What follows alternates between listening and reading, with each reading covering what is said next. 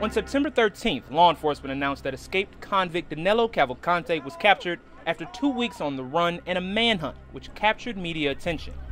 Earlier this spring, another inmate at the same facility tried to break out in the same way as Cavalcante, but was caught only a few minutes after his escape. Prison officials added barbed wire to the roof area, but that apparently hadn't stopped Cavalcante. In a week after Cavalcante's escape in Pennsylvania, another manhunt was launched in Washington, D.C., for a homicide suspect that escaped from a hospital. The string of events have sparked questions around what went wrong and how easy it is to break out of U.S. prisons. The exact number of escapes is hard to quantify and likely undercounted since there is no central federal database.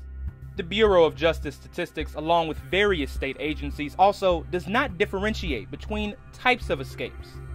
Most prison escapes are not like the dramatic scenes audiences may be picturing from Hollywood classics like The Shawshank Redemption or The Fugitive.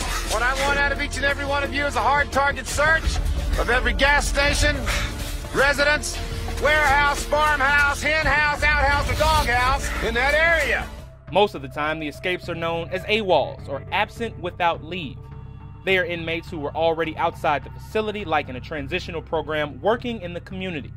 If they miss a court date, walk off a work site for a certain amount of time, or don't report back to their facility in time, they may be counted in the numbers. A number of state agencies also do not differentiate between a prison breakout escape and an AWOL. Put yourself in the position of the incarcerated individual, and there are issues that we deal with every day that have to be dealt with immediately, especially family or spousal issues. And I think a lot of them will that's the reason why they go.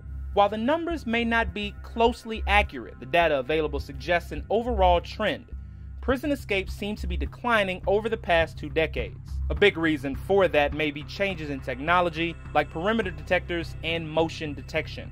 The security procedures and the technology has gotten so much further advanced that we're able to do more surveillance and more visual of the inmate population with less staff because of the security cameras. Community awareness can also be a helpful tool for law enforcement.